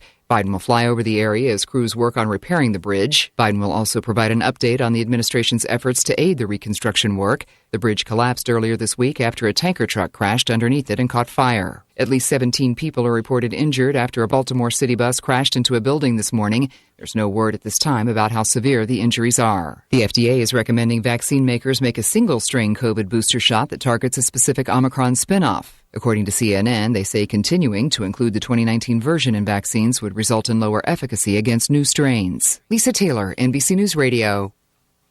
Improve next spring's bulb garden with a bit of late spring maintenance. Hi, I'm Melinda Myers, horticulturist and gardening expert.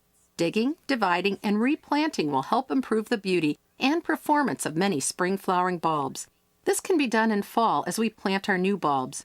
But by then, the leaves are gone and it's difficult to find the bulbs in the ground.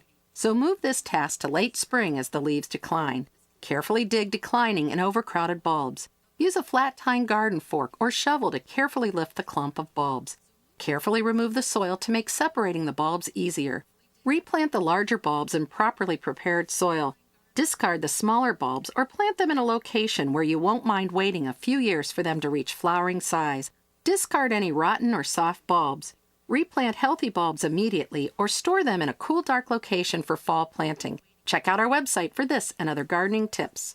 Jazz 90.1 is supported in part by Summit Responsible Solutions, a manufacturer of organic, all-natural mosquito control products under the Mosquito Dunks brand name. Mosquito dunks can be used in ponds, bird baths, rain barrels, or wherever water collects.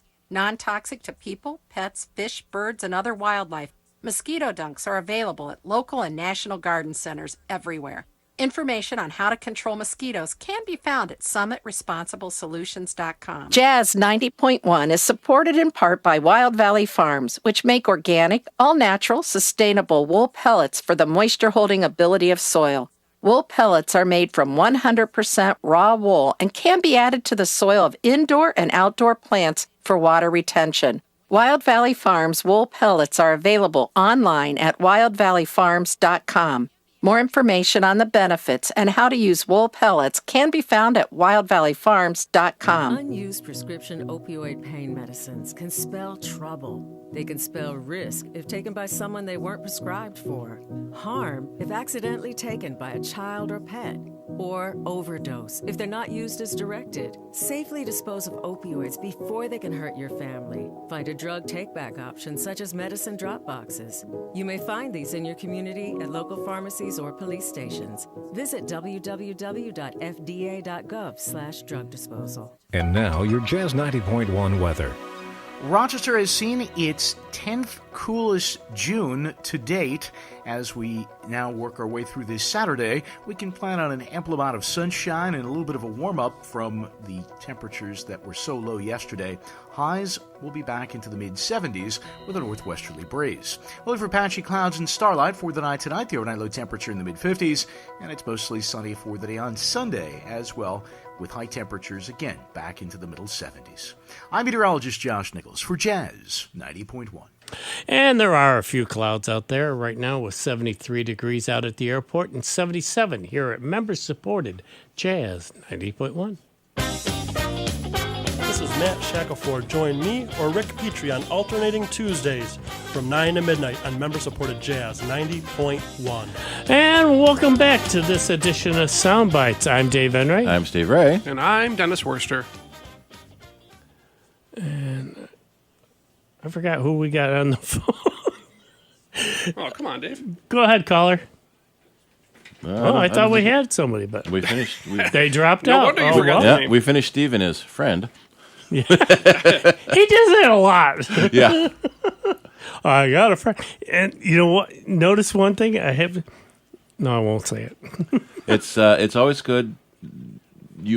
People that have a little bit of knowledge tend to be the IT and help support for their people out family. because some folks are still very timid about it. Yeah. You know, even though the modern generation, the younger kids, they've grown up with a device in their hand and, can work through anything. And it used to be the big joke, well, I need this problem solved. I'll go ask my little grandson. Yeah. He's 7. He knows it all.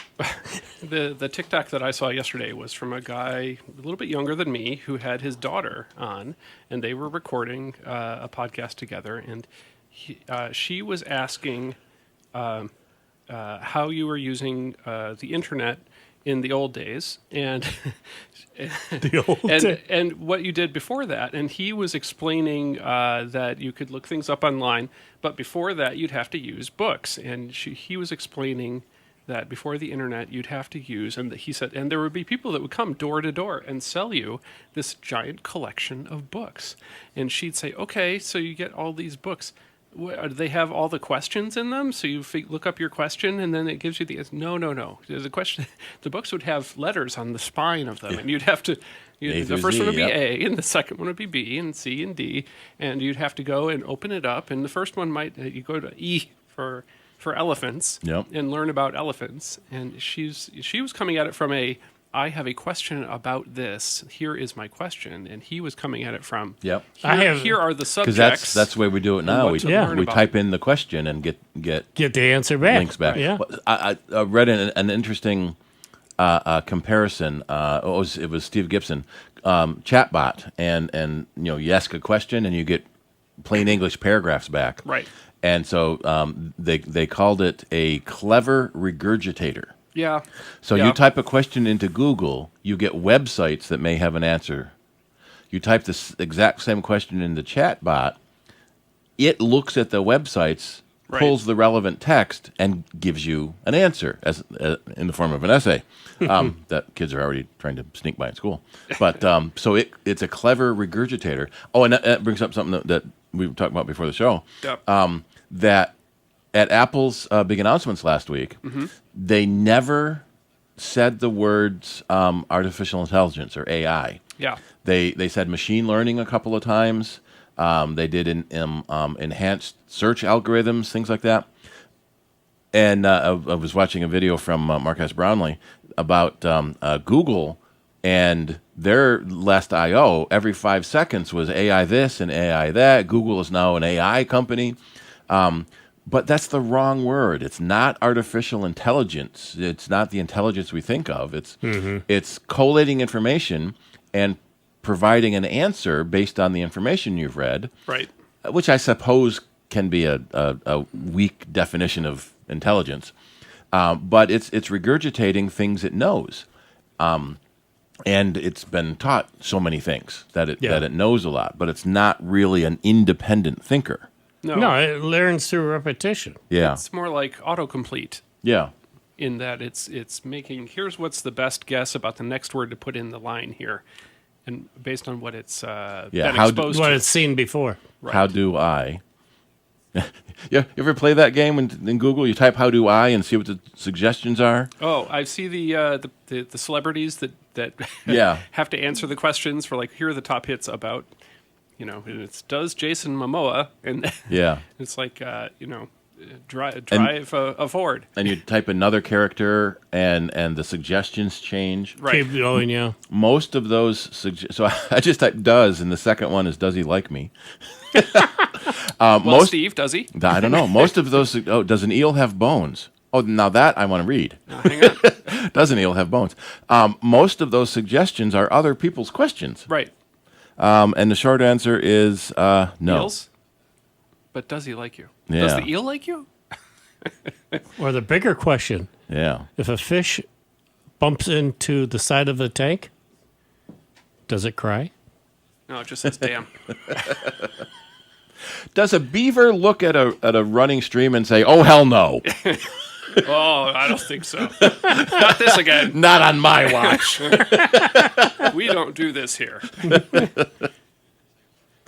But yeah, so Apple never mentioned AI when they announced the Vision Pro thing. Yeah, we still don't know what to call it. Product. They never said anything about augmented reality or virtual reality because. And in this story from MKBHD, he talked about if it's a word, then there's a definition to that word. But if Apple can make things up. So Apple never talks about the screen refresh of its phones.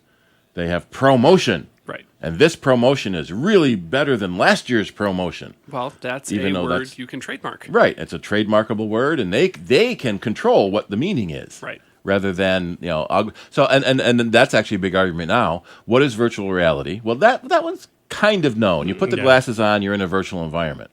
Well, then what's augmented reality? Well, you put the glasses on and you see real, but there's stuff superimposed over real. So and the big meme is you're at a party, you see someone, and over their head pops up, yeah, this is Bill. You worked with him 4 years ago. He's got a wife, Jane, and 3 kids. We were talking about that last week. Yeah. Oh yeah. Yeah. And then mixed reality. Well, that's a mix of augmented and virtual, but augmented is already mixed. So we'll see. No? So nobody knows what those words really mean.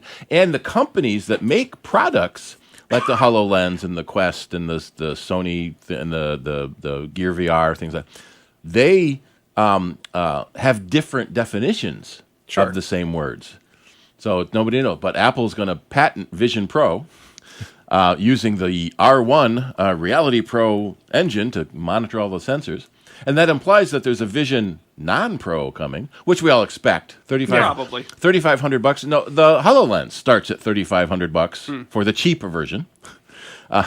And so in a year or two, we expect there'll be a cheaper version, and then there'll be the consumer version. People are used to paying $1,000 for a phone now, so we well, like anything else, though, I mean, when flat screen TVs came out, right? Yep. They were $3,000 and $4,000. Oh, yeah. And now you can go out and get a 40-inch for under $100. I saw an 85-inch for $999. Yeah, that's holy. Well, then I looked at a 110-inch for $150,000. My wife bought one of those 85 inches, and oh wow, it's great. We had a 55, and then went to a 65. Yeah, but you got to have the room for it. We have the room. We have one room. I was going to say, build a whole nother room for your TV because it's got to be so far away to enjoy it. We live in a smaller house, but they before we moved in, the previous owner did manage to put one larger room in the back, and it's worked out really well. So she said, I would just want to buy a TV that's big enough that I can put the closed captions on and read them without putting my glasses on. Yeah. When we said, went, okay. That'll do it. When we went from I think it was a 40-inch standard definition to the 55-inch high definition. Right. That was amazing. Yeah. And then we got the 60-inch 120 hertz. Mm-hmm. That was amazing. Very smooth, yeah. And now I've got this 65-inch 4K. Oh my God, that's amazing. Yeah. But now 8Ks are still way too expensive. For now. Yeah. Like I say, anything else, you give it a year or two. Yep. Well, and what we're finding is that most services charge extra for the 4K broadcast. Content? Yeah. Yeah. And so I'll see that on the TV when I'm in. I'll go to a YouTube video in 4K. Mm-hmm. And then the ad shows, and it's only in like 720p. And oh my God, it's horrible. It's all muddy. Yeah, but then it shifts back into 4K, and it's gorgeous. Yeah, the technology, you just got sometimes just be patient. Yeah. And and that's the rumor. Because Apple hasn't said the Apple Vision Pro is 4K for each eye, but because it's an inch away from your eyeball, it's really super high res. It's amazing. Yep. Well, and if you're feeling skeptical, you could say, "Oh no, we're just going to have another round of inflation, and $3,500 won't seem like as much by next summer." Well, then there've been some countries that have gone through hyperinflation. Yeah. That in the morning a loaf of bread is $1 million, and in the afternoon that same loaf of bread is $100 million. Or when you go to the restaurant and you place your order and it's one price, and you get the bill and it's a different price. And literally wheelbarrows full of money, and then they do $1 billion paper currency bills. Right. Yeah. No, that can be trouble. I distinctly remember reading about the end of World War I and countries having issues with hyperinflation, and it ends up being not so great for a whole lot of people. Yep. All right. Well, let's go back to the phones. We got Jim from Arundel. Go ahead. Hello. I have a computer that's running slow. Is there anything available that does a self-diagnosis to find out if there's anything wrong with it, or if there's something that I don't know about that could go through and search if there's any potential problem? Not specifically. There's a lot of programs that claim they do, but a lot of them are FUD, just to try to get you to buy their product. Right. Or they handle any 2 of the 10 possible things. Yeah. They claim to do it all, but they really only do 2 things. Have you tried the Security Tango? No. Yeah, if you go to securitytango. .com and do the waltz. Yep. And Nick walks you through a step-by-step procedure on various programs to download and try on your machine, because no one program will eliminate everything. And most of the time, slowdowns are because there's crud gets in the computer, or there's programs running in the background that shouldn't malware. Be. Yeah, and that presumes that all of your hardware is up to snuff. Yeah. Okay. How old of a machine is this, anyways? Actually, it's pretty new. Okay. That's good. It's pretty new. Short of that, is there any place in town that you could recommend that I could have it taken a look at that wouldn't charge There's a number of yellow page places that you could check in the yellow pages there for services. We don't recommend any particular one, but yeah, you could go to one of those. Depending, you're in Irondequoit, look around there. There's, I know one over on Allen's Creek Road. Yeah, they're good. We like them. Those. Yep. Yeah. You can ask your friends too to see who they go to, or who not to go to. You're my friend. That's why Yeah. Yeah. So I would check the yellow pages, and like I said, there's one on Allen Creek's Road that you could check out. Okay. Thank you very much. You're welcome. Have a great day. Okay. Bye. Yeah, that's the problem with my computer's running slow. We get that a lot. Yeah. And there's 1,000 things. They'll call on the phone. My computer's running slow. What's wrong? All right, so let's play a game. We'll go around. We'll go around as many times as we can. We'll each give one possible reason that a computer can run slow, and then we'll hand it off to the next person. Yeah. So I'll say full hard drive, and then I'll hand it off to Steve. Malware in the background. Okay. Spyware. Yeah. I will say failing hard drive. Yeah. Big download. Viruses. Yeah. I will say updates that need to be run. Yeah. Another user account is logged in. Okay. And I would say putting on and taking off so many programs and not using a program like Revo to properly uninstall them because it makes the registry so huge, it slows the machine down. So I'll say not enough RAM. Enough so the RAM, machine's swapping to a slow spinning hard disk. Yeah, I'll say spinning hard disk and disk and not solid state. Yeah. Yeah, very good. Temp files. Temp files. Temp yeah. files is a There's big so one. many things. Yeah. And people get frustrated when you can't answer their question instantly and you can't tell them how much it's going to cost to fix. We have no idea. There's dozens of things it could be. Yeah, it depends on how much time, and the size of the hard drive. Yeah. I mean, you need time to diagnose the actual. Yeah. What you're experiencing is a symptom. Directory corruption on the hard drive. Sure. Yeah. But you have to take the symptom and work backwards to the root cause, and then you can worry about solving the root cause. And sometimes it's replacing a piece of the hardware and seeing if that fixes it. It also can be, and it's not my turn yet, but I will also say, people's expectations about how fast a computer should run. You buy your computer and it's really, really fast, and 3 years later it feels really slow and nothing's changed. And the you other go visit thing, your buddy and he's got a new computer and it looks really fast, and then you go home to yours and it doesn't seem nearly as performant as. Or you're installing the program and it puts in other junk. Sure. Other programs that will add additional toolbars or slow your machine down, and you sit there and say, I didn't want that. You probably didn't. You didn't, but you clicked so happy because you got click happy and said, yeah, and you installed all this other junk that's now running in the startup menu that's slowing your machine down. We've had so Intel just announced that they're going to change the name of their chips. Yeah, I saw this. So instead of i3, i5, i7, i9, and the bigger the number, the faster the chip is. Well, it's got to be. So 15 years they've been using the i series. Right. They're going to start changing the names. So it's going to be the Evo and the V Pro. Perfect. So nobody will get that confused over the right, phone. and so there's no way to compare them. And one of the big problems now, and then the Ultra. Yes, I noticed that. Yeah, one. the Ultra. So and so we're wondering how much of this is coming from the Mac, because we've got the M2, the M2 Pro, M2 Max. the M2 Max, and the M2 Ultra, so now we need another word. So the Pro is two M2s together, the Max is two Pros together, the Ultra is two Maxes together. Right. But you can compare them, but what we have often seen is that PC retailers, one big box store gets this line of computer, right, and the other retail store gets a different line of the same brand, and there's no way to compare the two of them because they're slightly different. And the good news for the retailer is that means that customers can't price match against each one store against another. Yeah, especially if you're using, say, like an iChip versus an AMD chip.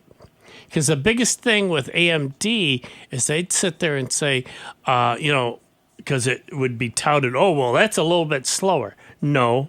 Yeah. It might have been a little slower. The megahertz rating. Yeah, the megahertz rating, but in the number of processes that it did per cycle, the AMD chip was faster than the I chips. Yeah. Right. It's like the difference between having a V8 and a four-cylinder engine. You're getting more explosions per RPM.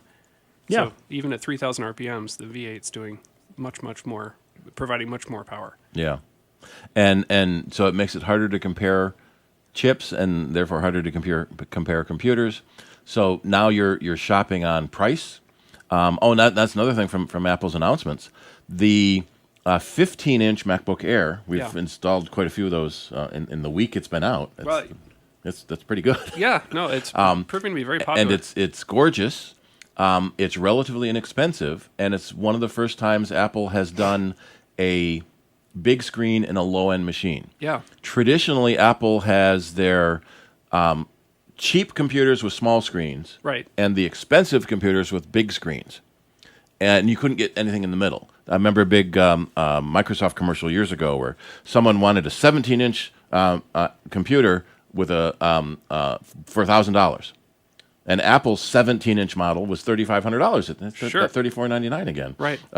Because they didn't make a cheap computer with a big screen. Mm-hmm. It was a powerful computer. So a couple years ago, they started this now with the 14-inch and the 16-inch. Mm-hmm. The only difference is the size. Mm-hmm. So if you want the most powerful computer, you can get it in a 14-inch and not have to spend extra for the 16-inch. And so that's what I bought the 14-inch because it was lighter than the 16. But it's the exact same power, right? Which is cool. So now we've got this in the low end of the Mac market, and they actually had to lower the price of an old machine to fit this in there.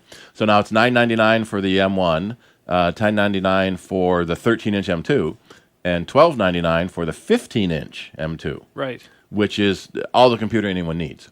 The irony is that the 13-inch M2 MacBook Pro is also $1299. Right. So you get a smaller screen, but you get a touch bar and a fan. Right. So theoretically, the MacBook Pro can be faster because there's a fan to keep it cooler. It won't throttle as soon. Right. In practice, the fan almost never kicks on anyway. Yeah. Although we have started seeing it. We're putting a new security system in our office. We've got 10 cameras running.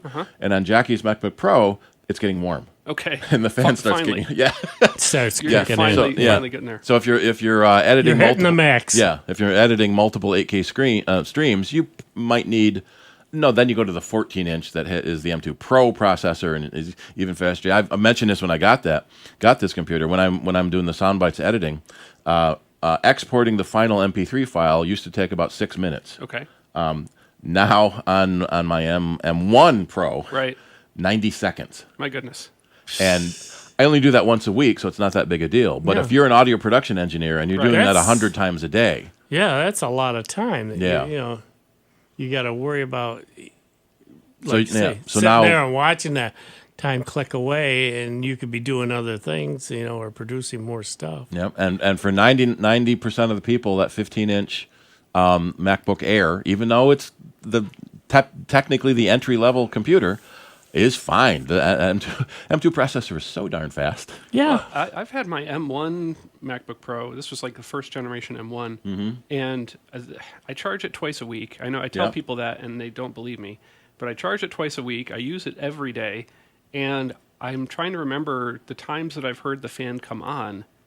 And it's like, in the couple of years I've heard it, maybe a handful of times. Well, my fan's running at 2,500 RPM, and I still don't hear it. Right. So it's been the M series has been a remarkably efficient. Yep, and that's the other thing Intel is trying to do with their new chips is they realize that Apple's silicon, because Apple is designing it themselves for their own systems, they can customize what they want the chip to do. Intel has a problem where they're making a generic chip for PCs that do a million different things. Right. So Apple can have a chip that has dedicated ProRes, decompressors in it, which is now the Ultra in the high end. Where if Intel has a generic chip that you put in a PC, you don't know if that person's going to be doing word processing or going to be doing Hollywood movie editing. Right. And so they can't make as custom a chip as Apple can, which gives Apple a big advantage. And that's always been Apple's MO, is if you are in charge of the logic boards and the keyboard and all of the bits and pieces, your software people know what hardware's in it, and your hardware people know which software people are going to be using or building.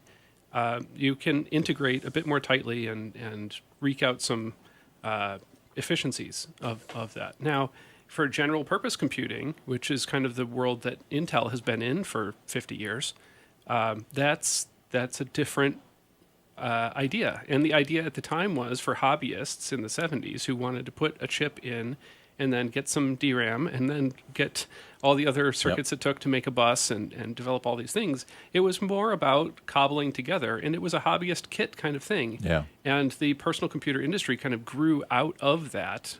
And even when IBM had their own, big blue desktop machines, those were coming out of a situation where you buy those so that you can put the big server in the server room and then everybody connects to it. But the hobbyist nature of it, you don't really necessarily know what OS people are going to run on it. You don't necessarily know precisely what type of workload people are going to use with it, or what type of equipment they're going to use. And they can project and say, well, this chip is specialized for this, but you never really know. Yeah. Okay, folks, that music tells me that you have wasted, I wouldn't say wasted. You have been consumed by 2 hours of sound bites. True. And hopefully you were walking away with a little more knowledge than when you first came. But it's been our delight to come to you. I'm Dave Enright. I'm Steve Ray. And I'm Dennis Worster. And we thank you for joining us this past 2 hours here at Soundbites. But hey, don't worry, as Nick would say, we will be back next Saturday with more entertainment, more news, more views, and hopefully more of you folks calling in, giving us your opinions and questions so that we can help you out here as we have for the past 33 years here at Jazz 90.1. So, hey, tune in again next Saturday. We'll be here at 12 o'clock. Have fun. Here's another I Love New York travel tip. Summer's almost here, and the time is right